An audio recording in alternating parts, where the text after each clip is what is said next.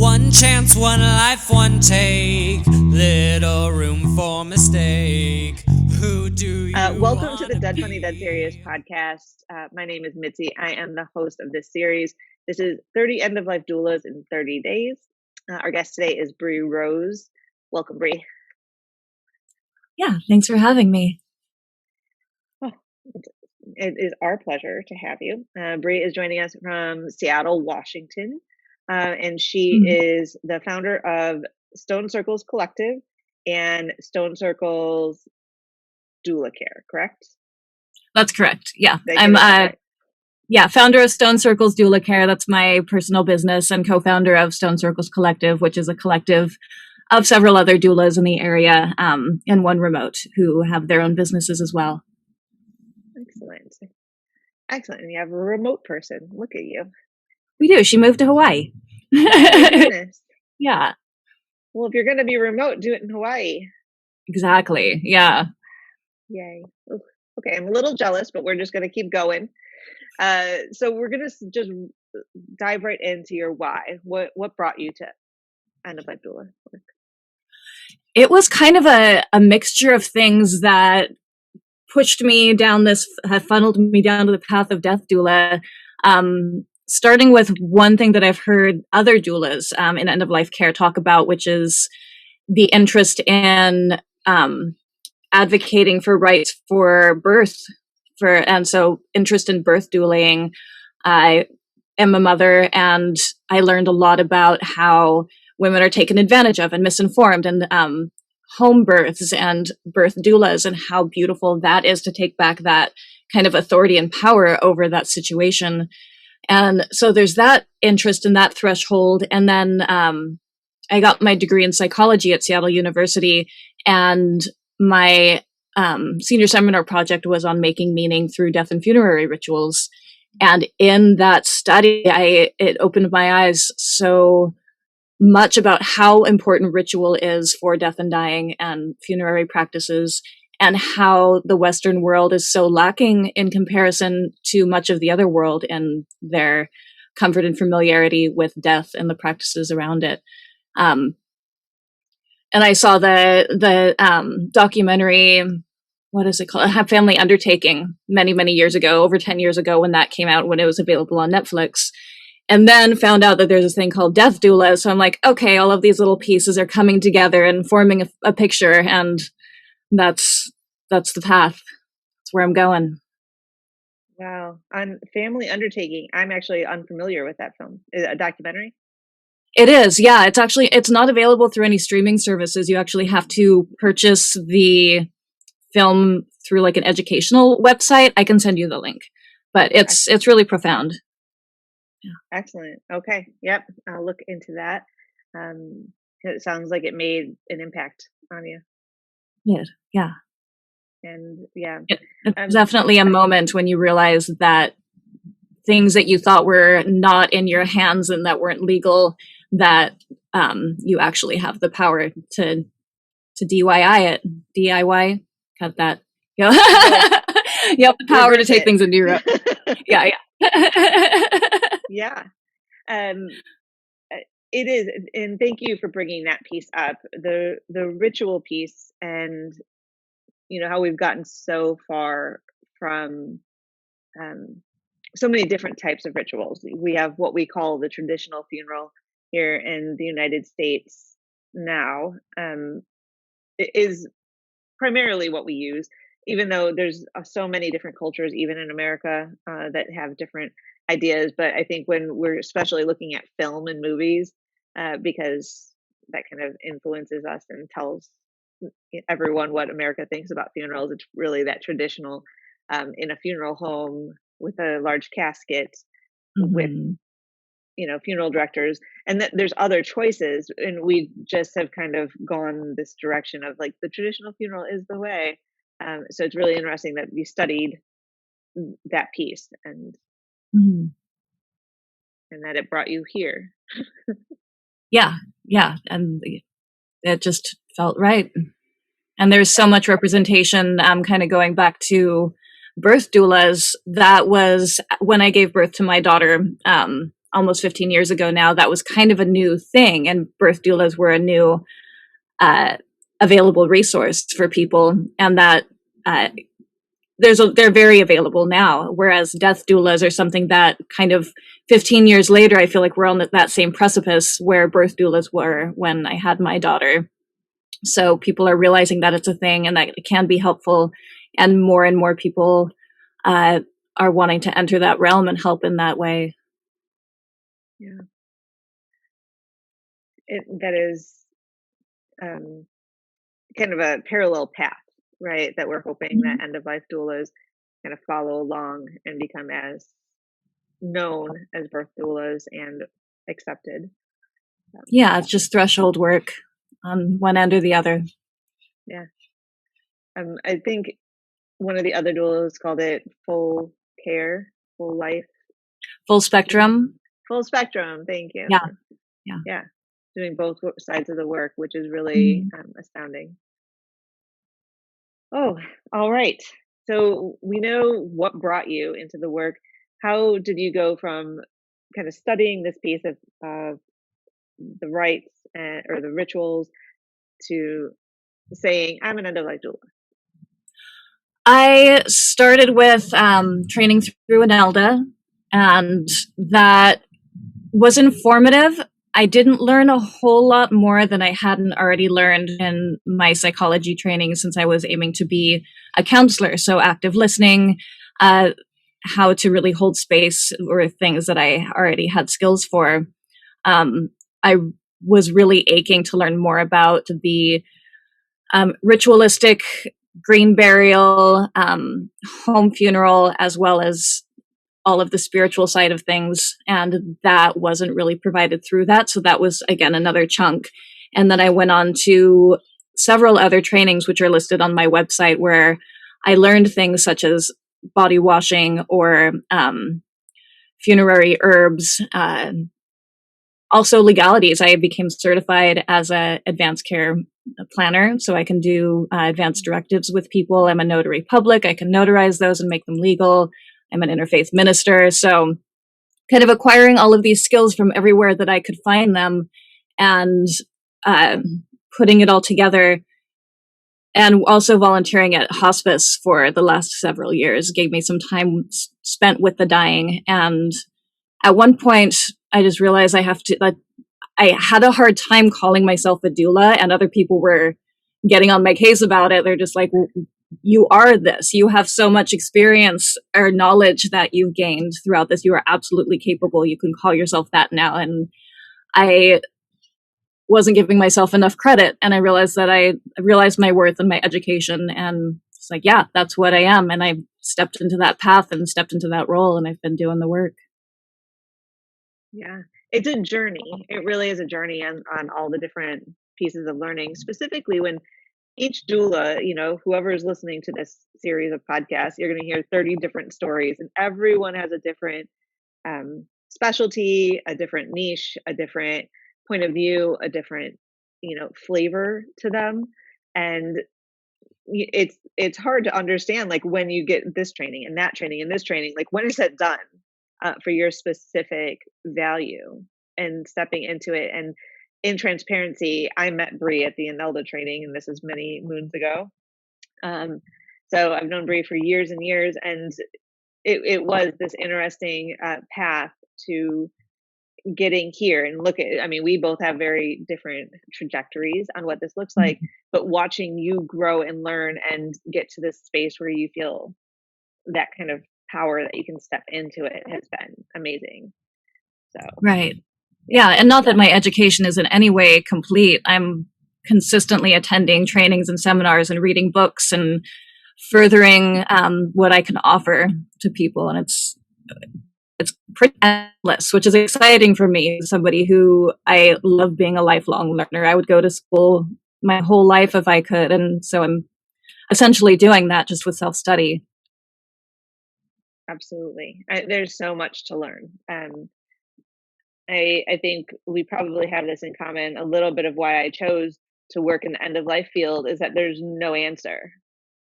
And I go back often to, I'm a therapist, and I work with families, and all of my therapist peers have all been children before, right?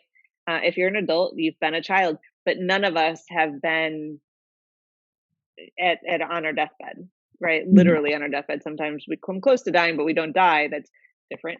But like we've Mhm. never literally been on our deathbed, and so there's this unknown piece of it that is beautiful.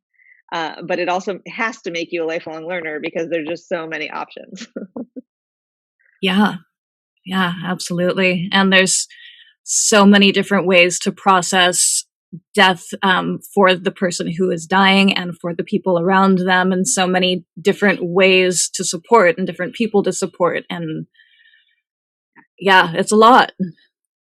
And I think that's why it's so important that there are so many different styles of death doula, because no specific one is going to be right for everybody. Everybody dies, and not just conservative people or not just Christians. It's going to be such a giant spectrum of the types of personalities who need this help. So to have more of options with different doulas who have their work specified in different kind of niches and directions, it's really wonderful that they can find somebody who's going to really work with their values. So so true. And this is unscripted, so I'm going to ask permission if we can touch on your work with LGBTQ and elder orphans, um, Mhm. and that space, because I think it's powerful and people, I'm sure, want to hear that part. Yeah, yeah. I do a lot of advocating for advanced care directive education so that people can have their loved ones be the ones who have custody of their bodies upon death, or who will advocate for their rights and identity upon death. So with an advanced care directive, especially the ones in Washington state, End-of-Life Washington is the paper work I use for my advanced directive workshops. And I even have people in other states, when I do workshops there, do a simple one for their state and add this one as an addendum, because it has a point where you can name somebody who's going to be in charge of your funeral planning and not your healthcare decisions, because the decisions for your end-of-life care will end upon death. But the main thing for LGBTQ community and elder orphans, as you put it, so adults with maybe they're estranged from their family for whatever reasons, is prevalent in LGBTQ and magical communities, where if so for me, for example, I'm not married to my partner. We've been together for a decade, but I don't want to get legally married. A lot of people in our communities don't necessarily want to get legally married, but he's named on my advanced care directive. So if something were to happen to me and I was in a hospital room and I was dying, he's not legally or blood related to me, but he can bring in that paperwork and sit by my side. And if at the point that I die, he can have that paperwork and take my body home, and that will be where I would want to be. It wouldn't necessarily be one of my parents who I haven't seen in many years, who suddenly have this legal authority over me when I haven't spoken with them. And do have a good relationship with my mother, by the way, just not my father. But a lot of people and trans communities, if it's somebody who has found their chosen family and identifies the gender that they feel that they identify with, and that is so for trans individuals who are not supported in their gender identity by a parent who's maybe kicked them out as when they were younger, if they don't have this paperwork in place and this legal sovereignty that they've established, then that parent can come in upon their death and dead name them and misgender them and dress them not as they wouldn't want to be, and their chosen family would not be able to attend their funeral, and all of these things they fought for in life will have been stripped from them. So I really try to educate the communities about how to maintain that upon death and not just in their life. Whew. Oh my gosh. I think that that is just, all the mic drops for that piece. I think we need to have this conversation today. I think you need to listen to this. I think everyone that's listening needs to share that out to the community. I think it's just so dang important, and not spoken about enough. Even, I mean, I'm in grief and loss and thanatology. we don't talk about that enough. And if we can just keep elevating that, I would appreciate anyone anyone that wants to elevate Bree in this conversation. So let's do it. If we want another episode with just that, I'm in. Yeah. I'll do an online workshop for everybody in real time. And the follow through is really important though, too, because I have done so many advanced care directive workshops and educated about death rights and death care. And then I'm just like, okay, now it's up to you to go get it notarized or like make copies and do the thing. And so many people don't follow through with that. They're like, okay, I filled it out, but like following through with notarization and getting it done, I feel like such a nagging mom of like, you have to do the thing, get your paperwork finished, because I want them to, I don't want it to be for nothing. I want that education to really have a purpose. Yes, let's get them in the class. And even more important, let's get those papers like notarized and signed and in the hands of everyone that needs it. So yeah, that's why it's been hard doing it remotely, because if it was an in-person thing, I just stamp it right there for them, but I have to I have to just encourage them to go get it done.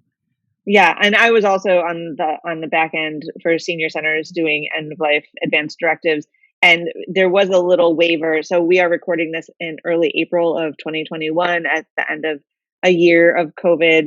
There was a little addendum that it could just say, in lieu of COVID, this is not notarized, and it was going.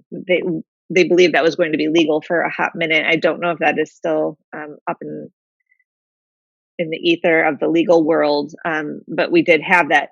And saying that, even though if anyone did that, we are now at the space where we can start getting things notarized, and please do it as soon as humanly possible and it's safe to do so. Let's get all those papers signed. It is so important.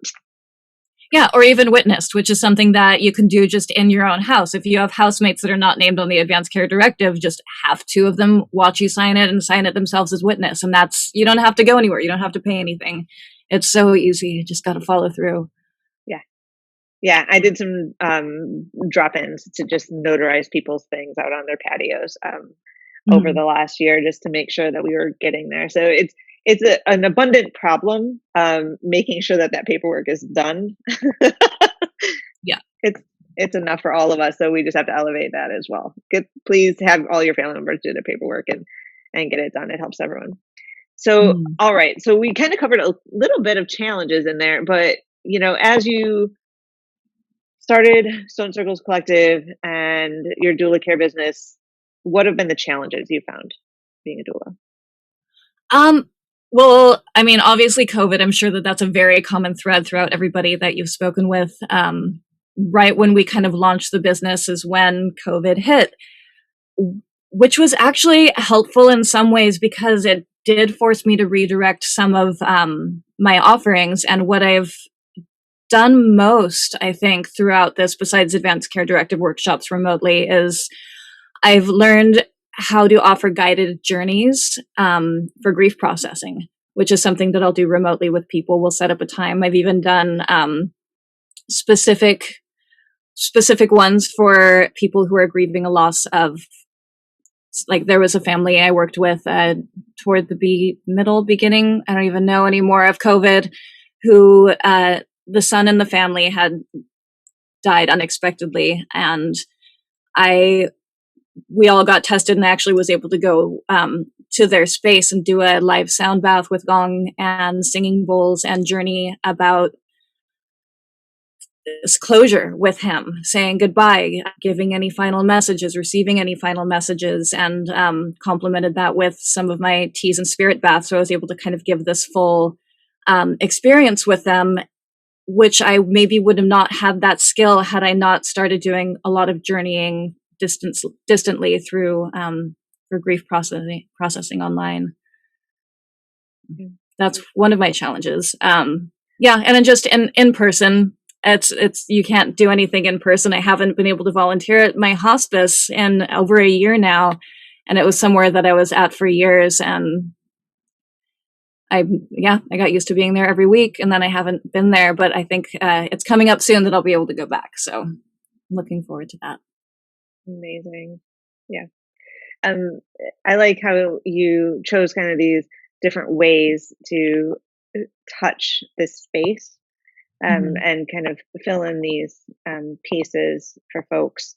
It seemed like it was going to segue into the products that I've been creating, which is another way that I can help people remotely, in a sense.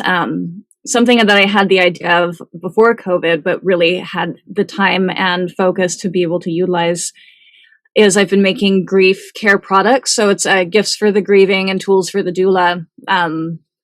As death doulas, we really love to have our special tools that we can bring with us to a death, or like to gift to grieving families and people who know somebody who is suffering the loss of a death. They don't know always what to give to provide comfort. You can send flowers, or there's different gifts that you can provide for people that don't always fit the personality of the person, or aren't as universal. I worked with an herbalist and developed 3 tea blends, for example. One is a grief relief, restore and rebuild is the second, and the third is heart healing. And it kind of goes along with the stages that a grieving person goes through. Yeah, they're all in my online shop, and there's other tools there as well. Things from like obsidian palm stones to hold for grieving. I just made an anointing oil that I put on there. I'm developing a few sprays and a wash for the family to wash the deceased. I have an oil blend of that as well. Yeah, it's really interesting the different spaces that you've kind of covered with your collective and with this work. So as you're, there's been some challenges. So what are your hopes for the field of end-of-life doula? I hope that it becomes more accepted, and that people are able to be more open to education, just for what I already ranted about with advanced care directives, but also education regarding their death rights, and having the courage to keep a body at home and feeling capable with that, and feeling powerful and able to take care of their own, not only knowing that they can, but feeling okay with calling in somebody to reassure them and kind of help them through the process. So yeah, my hope is that end-of-life doulas will be able to help the community take care of their own, not to do it for them, but to empower them. Yeah. We had another doula in the recording was saying how we're educating ourselves out of jobs, right? If we do our work correctly, and helping everyone. And I like that you touched a little bit on home funerals, and we didn't get real deep into that, but we will continue this conversation as we go, and the rights and everything else. So doulas, a lot of them do have that information, and I think that's an important part to put in this room right now, is that there are certain laws and rules and regulations. Doulas are also pretty knowledgeable on that, and to help you if you wanted to do something like that. Oh yeah. Amazing. So much good stuff in this. Just a really interesting take on this work, and I appreciate you always. So thanks again, Bree, for being here. So happy to have connected with you way back when. way back. So a huge thank you to Bree Rose. All of her information can be found in the show notes. Can you tell everyone real quick where to find you on social media? Social media as Stone Circles Collective on Facebook and Stone Circles Collective on Instagram. And then everything about my personal business, Stone Circles Doula Care, is just on the website, stonecirclescollective.org. Amazing. And your Instagram is pretty awesome. So everyone should go over there and like that, because it's pretty awesome pictures, just really beautiful work. So there's that. All of the lovely listeners that are listening to this series, please, it'd mean the world to us if you subscribe, hit like, leave a review, one of those things, all those things, anything like that. It just tells us to make more of this content, and that this is important, and having conversations about ethical end-of-life care is worthwhile, and you want us to do more of it. And that is all for today. We will see you in the next one.